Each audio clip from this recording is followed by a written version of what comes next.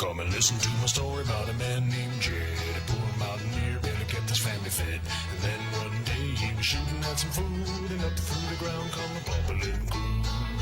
Oil, that is, black gold, Texas tea. Well, the first thing you know, old Jed's a millionaire. Kinfolk said, Jed, move away from there. Said, California is the place you ought to be. So they loaded up the truck and they moved to Beverley. Hills, that is, swimming pools, movie stars. The Beverly Hillbillies.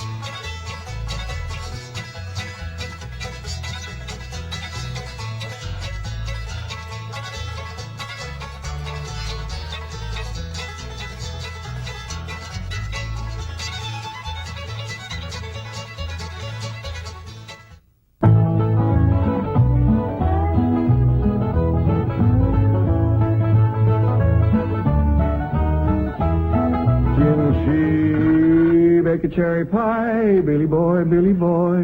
Did she bake a cherry pie? Charmin' Billy. She can bake a cherry pie, quick as a cat can wink her eye. She's a young thing and cannot leave her mother. Well, Granny, did you pick out your spot yet for the garden? Yep. I kind of favor a patch right close here to the house.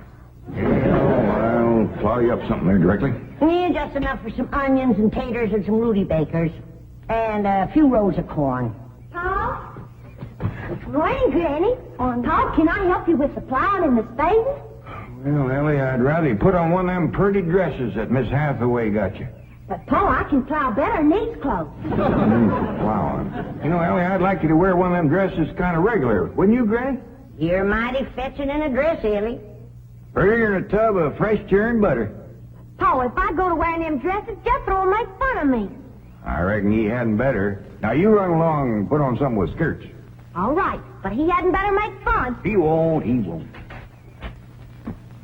You know, speaking of Jethro, I think he's got himself a sweetheart. The banker's secretary? That's right. They was out together last night. What'd they do? Well, I don't rightly know for sure, but it was something to do with bowls. All you do with bowls is eat. Well, I reckon that's what it was then. She said she was going to take him bowling. You know, Jed, I kind of like that Miss Hathaway. Yeah, I think she kind of likes us, too. Oh, those marvelous plants. Those simple, rugged mountain people. The more I see of them, the more I am impressed. Yes, now Never have I observed such strength of body, mind, and character. Yes, now They stand like old in the pebble-strewn landscape of Beverly Hills. Like mighty oaks among bushes. Like quiet. Now, like I admire them, too. But those boulders need polishing, and we've got to put some city leaves on those oaks before my wife gets back from Boston. Incidentally, in any endeavor requiring physical strength, they are most exceptional. I took Jethro bowling last night. Here's the bill. $3,000. How many games did you bowl? Well, you see, what happened was this. I said to Jethro, Pick up that bowling ball, she says, and see can you knock over them pins down yonder. They's just sticks. Anyway, I snatches up that rascal, draws back, and lets her fly. Did you knock down them pins? Yeah, the pins, the pin boy, the end of the building, a brick wall, and a signboard down on Sunset Boulevard. I bet you Miss Jane didn't do that good. Well, she didn't even try. She just looks at me and says, Jethro, you're strong as an ox and twice as handsome. Ain't no two ways about it, Granny. That city girl is sweet on this boy. I reckon so, the way she's bragging on his looks. You are handsomer than an ox. Thank you, Granny. Cousin Ellie, you're a city girl now. Do you You think... see that, Paul? I told you this would happen if I took to wearing these dresses. If you call me that again, I'll turn you every way but loose. Say nothing but city gal. Ellie, mate, climb it. Get up from there or you're going across my knee. And Jethro, you're going across mine. What did I do that was so all-fired bad? In that dress, she looks just like a city gal. You did it! I can better go out there and see she don't hurt him.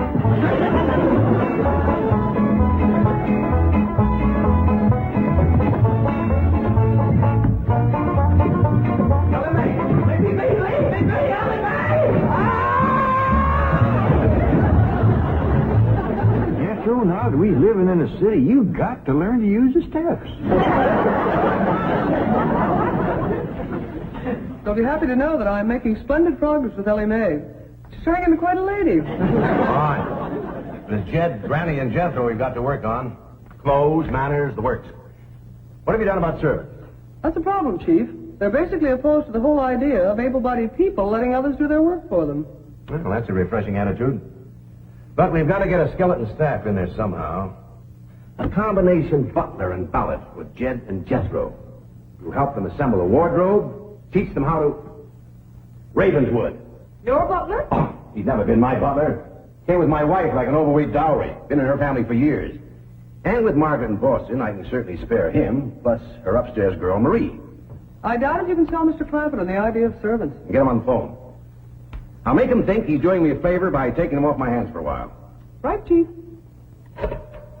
She hadn't ought to throw me down on my head like that. What if I'd have been carrying a frog in my hat? Ain't supposed to be wearing your hat in the house. Well, Granny, where's a fella going to carry a frog? They jump out of your pocket. Hello? Oh, howdy there, Mr. Drysdale. Glad to have you back from Boston. Your missus come with you? Oh, that's too bad. I know her and Granny'd hit it off like two sows on a mudwaller. Yes, I'm sure they would. No recipes? No, my wife doesn't do much cooking. No, I doubt if she ever made grits and hog jows. Well, how about mustard greens and possum belly? No fooling.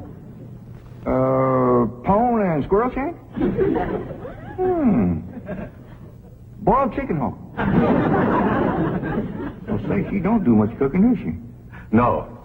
Well, the reason I called Mr. Clampett is I have a butler. Well, he really belongs to my wife's family, but he's been with us ever since we were married. And I was wondering if you'd let him come and stay with you for a while. You mean board with us? Well, I guess you could call it that. Who's going to board with us? Just a minute. Some kin of Miss Drysdale named Butler. Oh, why we be just... That's that no good fat rascal that wouldn't let Ellie and me in to help Miss Drysdale when she was sobering up. Hello? Granny was talking at me, but she's done now. Oh, no, she ain't. Just a minute. Granny, let me hear the man out, and then we can talk it over. Yes, sir, Mr. Drysdale. I'm a listener now. Well, in addition to Ravenswood, he's the butler, you can also have my wife's upstairs girl, Marie. Margaret may be away for some time, and I have absolutely no use for him. Well, I sure would like to oblige. Me and Granny will talk it over, and I'll call you. Oh, thank you. You'll be doing me a great favor. I was glad to help out when I can. Thank you again, Mr. Clampett, and goodbye.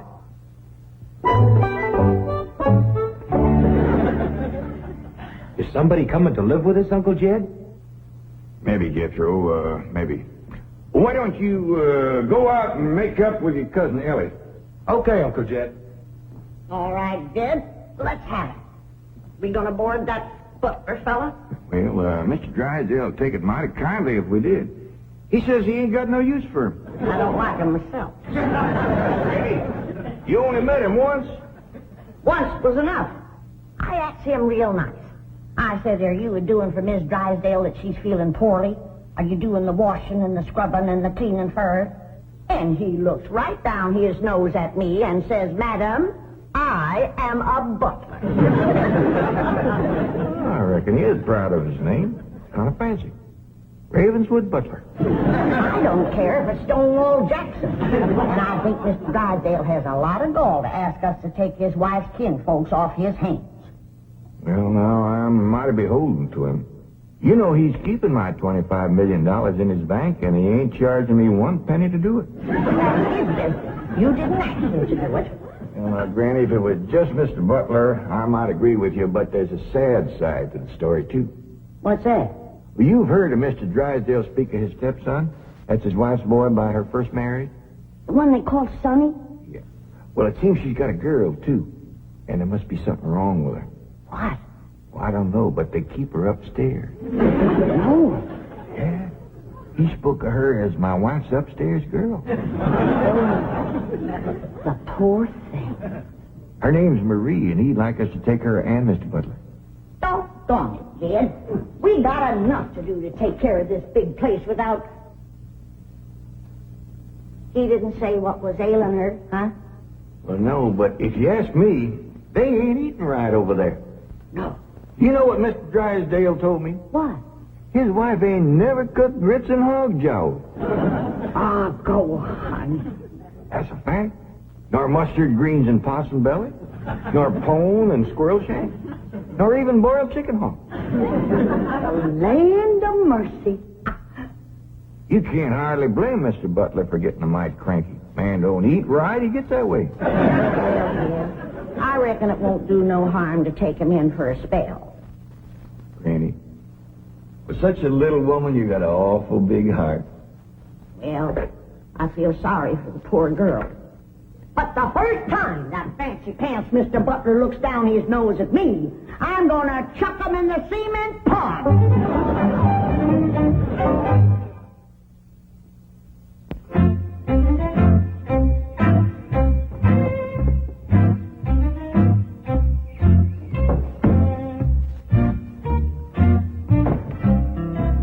Now, I'm doubling your salaries for the length of time you stay at the Clampett home.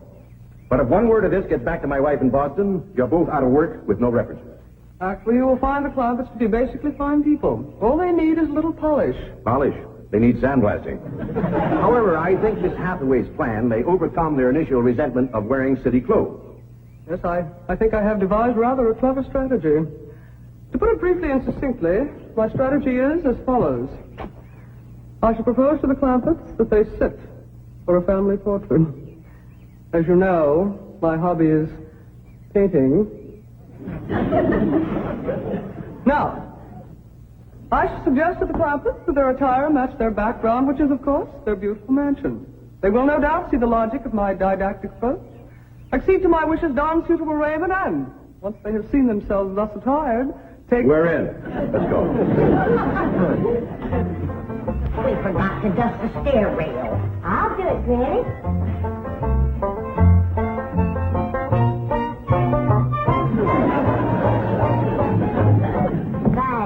Wearing boys' clothes does come in handy sometimes. Hi, Ginger Granny. I think we got her all spick and span for the company. They ain't a speck of dirt no place. Can I go swimming now? Me too? As soon as we help Granny clean up the kitchen.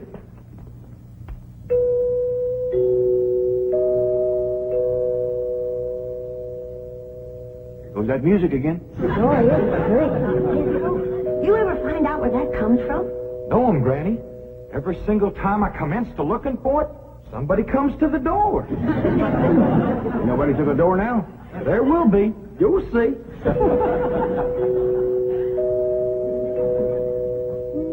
Doggies, that's nice. Don't pitch in and see, can we find it? You're wasting your time. I'm a-telling you. Before you can find it, somebody will come to the door. There, you see? Happens every time. Now remember, Ravenswood, I'm counting on you. Don't fail me. You have my word, sir. I've been butler and valet since boyhood, as was my father before me and his father before him. And I've yet to meet the man or woman who posed a social problem too difficult for me to handle. That's the spirit. Howdy there. Remember me, Mr. Butler? No! Ravenswood, come back! You gave your word! Come back, you coward! Come back here! I'll cut off your friend's benefits! Ravenswood probably forgot something. He'll return shortly. Meanwhile, this is Marie. This is Drysdale's upstairs girl. Marie? J.D. Clampett? Howdy. Jethro Bodine? Ellie Mae Clampett? And Grandma Clampett.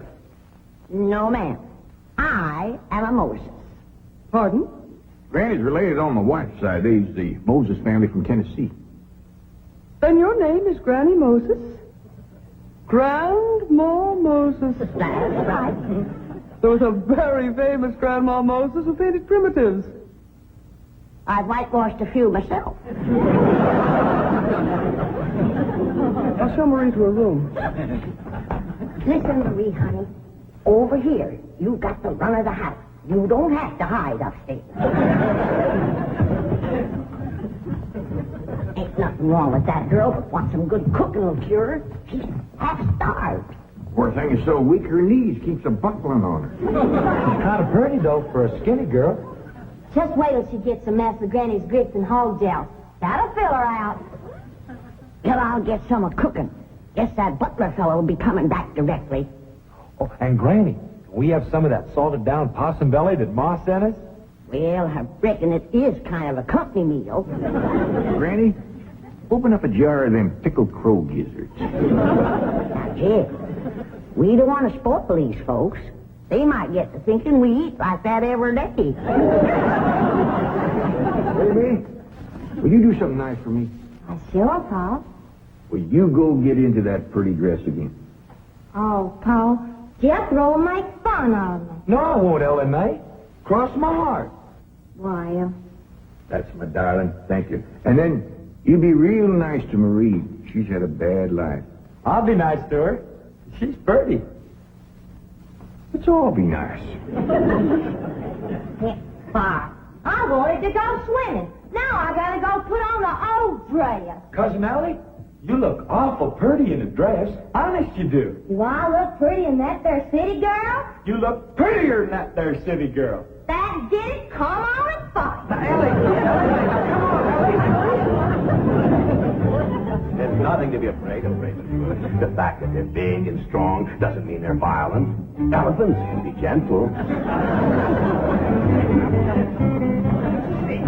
Now, Raven's good. Your appearances deceive you. Oh, Billy. Oh, I do admit on the surface they do seem a bit rough, even cruel. But I assure you underneath they are placid, kindly, and gentle. See? You shouldn't have called me a sister. Leave me alone, please, City girl.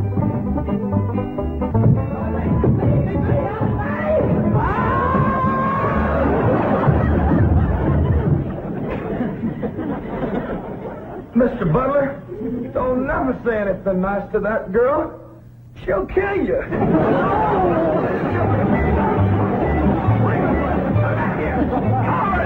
Come back! You promised! I found her Granny when Mr. Drysdale said he didn't have no use for Mr. Butler. He sure wasn't fooling. I just seen him cut through the brush chasing him with a stick. If Mr. Butler gets sassy with me, I'll chase him with more than a stick. Dad, Ellie throwed me down on my head again.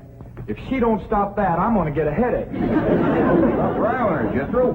But golly, all I said was she's pretty. That ain't no call to bust a fella's head. How you doing? Oh, howdy, Marie. Hi, Marie. Are you hungry, darling? No, madam. I'm whooping up something here to just set your mouth to watering. Put some strength in your limbs, too.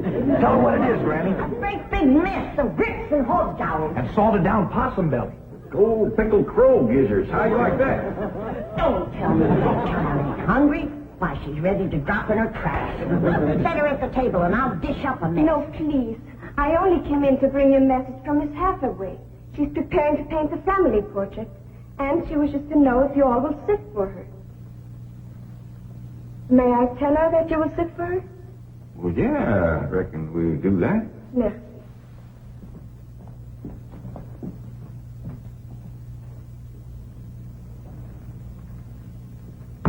Well, let's get at it.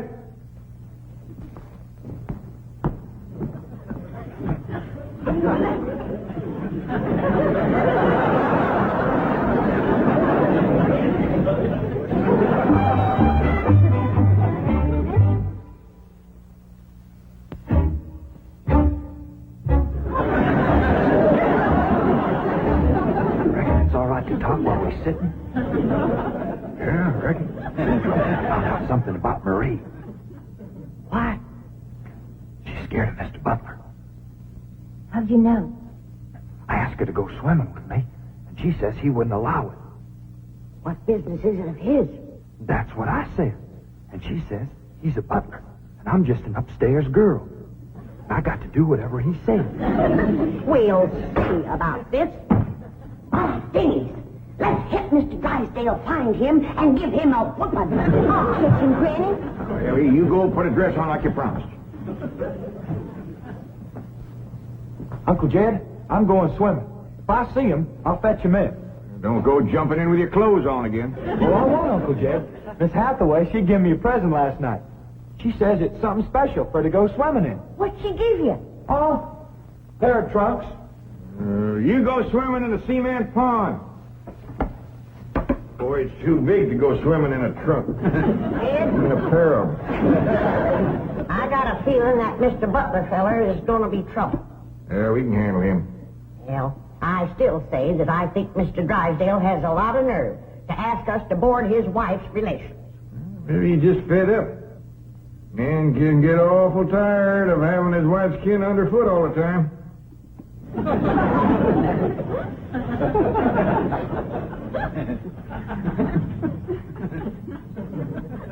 He told me that Butler fella had been living with them ever since they was married. I declare some in-laws latch on to free room and board like leeches. It takes a mule kick to jar 'em loose. You can't hardly blame Mr. Drysdale for trying to get shed of a critter like that.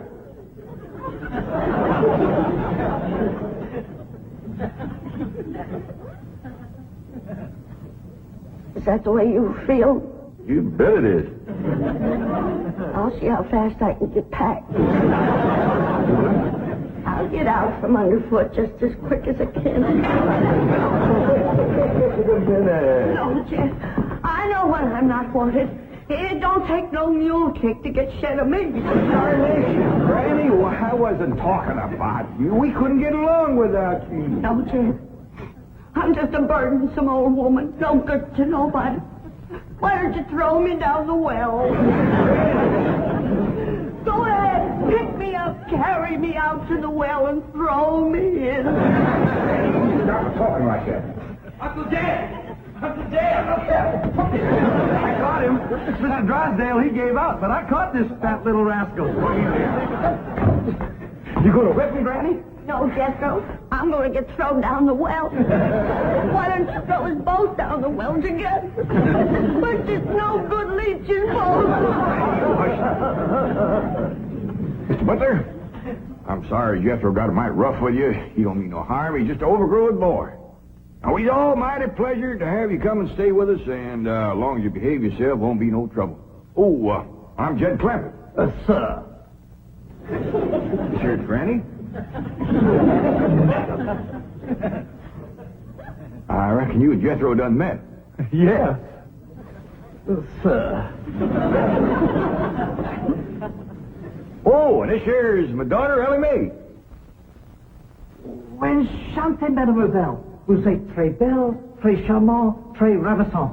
Don't you dare use them kind of words to a lady. What do you say, Granny? I ain't sure, but it sounded dirty. If your daughter was pretty and charming, or you're so different from all the others, you're like a beautiful city girl. He had not have said that. Oh, Mary, Yes, Jane. didn't you say the Clampetts had agreed to sit for their portrait? They said they would do it. What is it? I believe it to be self-preservation, madam.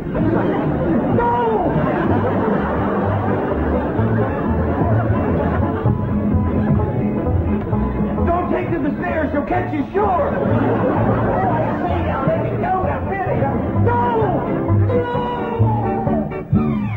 Sounds like Ellie got him. Afraid so. Somebody please tell me what is transpiring in the... Dead. Ellie throwed him all right, but I caught him before he hit the floor. So here you are. Well, now, everything seems to be fine.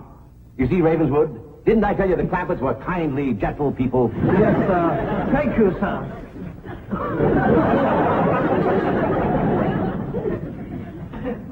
We're going to have to feed up both of them, Granny. His knees is buckling, too.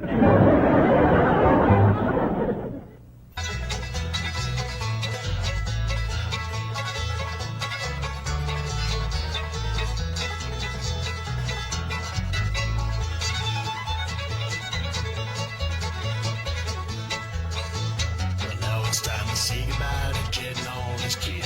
They would like to thank you folks for kindly dropping in. You're all invited back next week to this locality to have a heaping helping of their hospitality. Hillbilly, that is. Set a spell. Take your shoes off.